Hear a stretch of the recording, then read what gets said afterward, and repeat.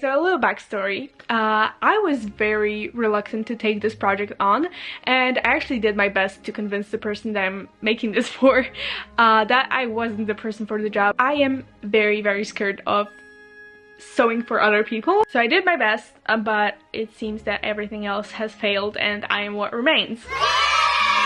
So this is the fabric we picked out together. I'm going to be using a double layer of white chiffon. I started off as usual by marking and then cutting out the circle skirt. You can see my other tutorials on these.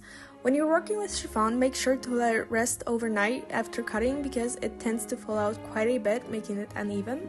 Okay, so as I make this second layer, I'm going to tell you a little bit about what the concept is. She sent me this inspo picture, which I immediately said that it was way out of my machine's capabilities and also my capabilities, but at the same time it has to be coherent with the costumes that we already have. So those costumes look like this, which is quite a difference. So I'm going for something in between. It's going to be a little bit more bulky, but we're going with chiffon instead of whatever that material was. Okay, so now that I have my two skirt layers cut out, I'm just quickly going to run the edges over a flame because it will keep them from fraying. This is a pretty useful technique if you don't own an overlock machine. Also here I didn't want it to fray and get ruined during the fitting, but I usually do this and then I go over it with a zigzag stitch. So I have a little skirt update for you. As you can see, I finished it.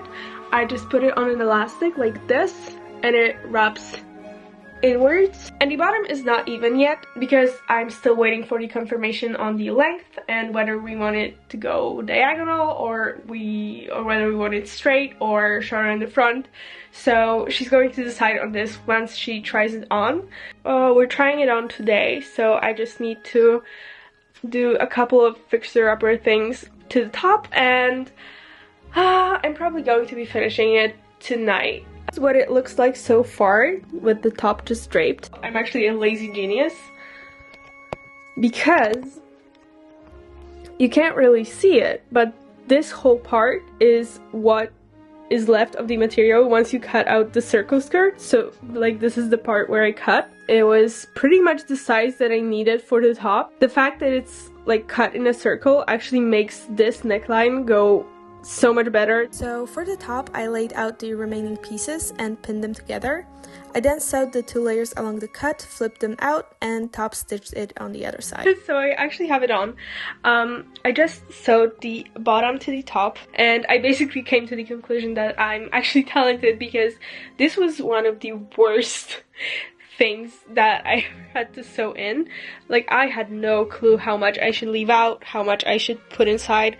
I still have to cut like all the remaining fabric that's making it bulky over here. Also at the top here, as you can see, I put in some elastic, and that's for three reasons. One, it looks way better this way because there's no bunched up fabric right here. Second thing is I was a tiny bit short of fabric. And lastly, whenever she like puts her arms up, I didn't want the whole thing to ride up and just, you know, make her uncomfortable. I think this was a good decision. I like how it looks. Before running to get the gold trims, I quickly cut off the excess fabric and finished the inside edges. I then evened out the bottom and gave it a shorter gradient cut in front, which I didn't really like, but it was the theater's choice. I then sewed on the gold trim and made matching armbands, and lastly I finished both skirt layers with a mini zigzag stitch, and here's the final look.